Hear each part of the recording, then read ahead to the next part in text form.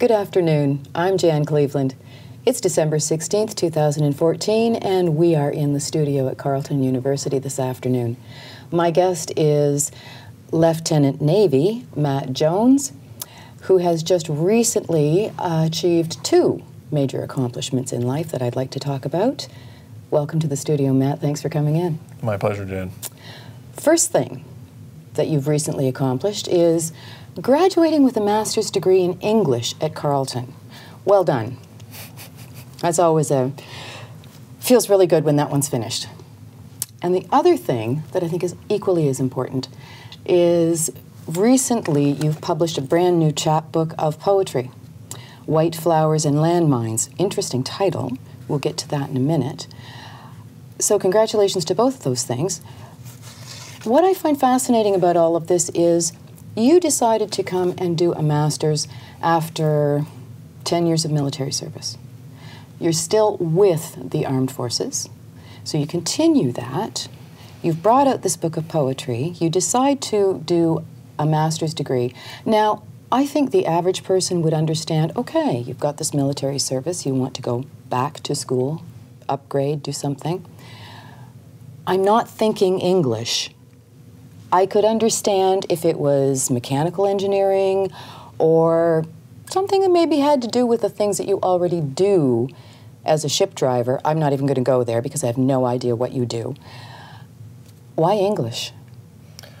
Why English? Well, I suppose even when I was deployed or when I was sailing on the ships, I was always standing in language to some extent. Like, if there'd be a guy who was struggling with English on the ship, I would help him out, say it was his second language or something like that. And when I was deployed, people who were doing distance learning packages would come up and get me to edit their essays for them and stuff like that. So I've always had an inclination towards it. Mm-hmm. But at the end of the day, I just wanted to do something different. I mean, I was deployed for an entire year in Afghanistan, and it reaches a certain point, or there reached a certain point for me where I just realized I needed to have a change in my life, and I wanted to do something radically different, and I wanted to use my academic and creative side of my brain more. Okay, okay. That totally makes sense now that you say it. That's not where I would have gone initially. But I've also read your collection of poems, and they're clearly influenced by your service to the military, specifically your deployment to Afghanistan.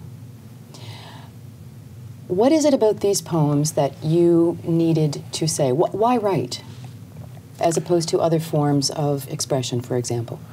Well, when I first came home, I felt like I just needed to write. It was like my experiences had reached a point where they're starting to kind of froth over the container, and I had this excess of words and language to articulate. I started sharing it in a writer's circle, and it gave me a bit of a catharsis to do it. Okay. And then after a while, I started realizing, because it's war poetry and because it's so evocative, it can actually get people thinking about things in a new way, and it can be very challenging. And much of it is very visceral. I found some of it incredibly difficult to read, but I was also really impressed by the ways in which you introduce humor at times. Sometimes when we think of war poetry, it tends to be, oh my God, it's all going to be heavy, and bring us all down. And, I mean, war is not a fun thing. Your subject matter is difficult, no question. But you seem to have achieved this really fine balance. Now, the humor is quite dark, but there is a balance there where there's not just a single tone going through. Was that purposeful? I found when I started doing my readings in public, in front of occasionally large groups, 60 or 70 people, that if I just read war poem after war poem, it became like a series of kicks in the belly. Right. So I started... Try not to beat your audience. I started sharing the light poems and the funny ones. My junk is a force for good, for example, just as Which is very funny. Thank you. As a means to kind of balance it. And because I don't think writing is solely designed to be shocking or to push people. I also think it's designed to amuse and to titillate. I mean, it can do everything that we want it to do. So yeah, the balance has helped me. It's kind of helped it make an easier pill to swallow. And I think that's one of the reasons that the chapbook actually works, because it does kind of strive for different levels. Okay. That brings me to a question I was thinking about. So you're writing for yourself, but are you also writing for a particular audience? I think it would be difficult to talk homogeneously about who specifically I'm writing for. Okay. I mean, there are some poems in here, or some segments of narrative, for example, which are obviously geared at my mom, because I'm talking a little bit about her experiences of dealing with my deployment and stuff like that. But could I say that I wrote for my mom? No, obviously some of it is much too shocking, and I mean, my mom was scandalized by a lot of it. And I can understand why. I guess I'm writing for someone who is... Actually, I used to do this test when I wrote a new poem. Because we met in a bar at the Writer's Circle, and I would take the poem to the bartender afterwards, and I would ask her, "Do you understand what I'm trying to say here?" And she would read the poem, and sometimes... Great idea. Sometimes she would say, "I understand exactly what you're trying to do here. You're talking about this and this." And if she ever came back with, "No, it's too obscure, or it's too elitist, I don't get it," and I would know that was something to work on. So I wrote the book to be accessible to people. Great. And I want everyone to be able to get something. It's more about creating an emotional experience than it is about creating an intellectual one. Well, I actually think it does both. I'm quite fond of your writing. I will say that right out loud. And war poetry can be extremely difficult. I've read a lot of it. It can also be very evocative. It can teach us something. I don't see why we have to separate out the didactic aspect from the simply it's poetry to be enjoyed. And I think you do that really well. And you've mentioned your mother, and there is a poem in here that specifically talks about your mother's reaction to finding out you were going to be deployed, and specifically to Afghanistan. I wonder if you would maybe set it up for us, and it's not very long. Perhaps you wouldn't mind reading it? I wouldn't mind at all.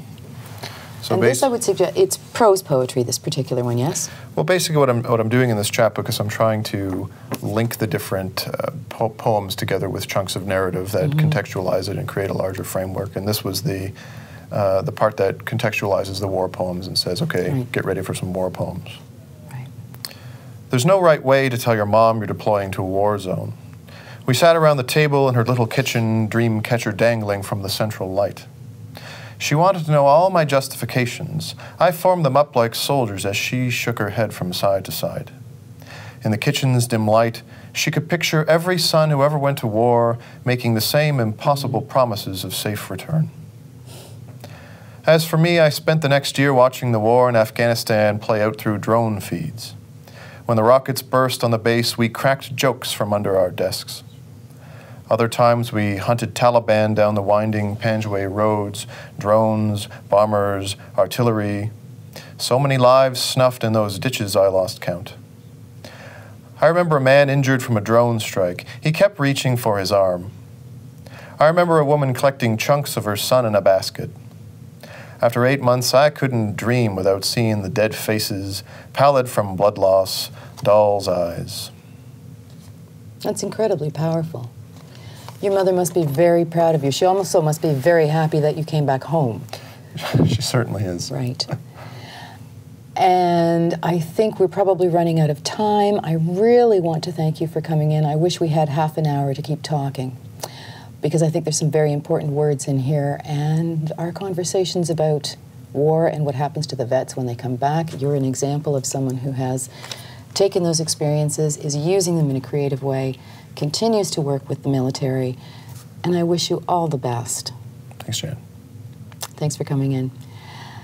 And thank you all for joining us this afternoon. Join us again next week. You never know what exciting guest we might bring in.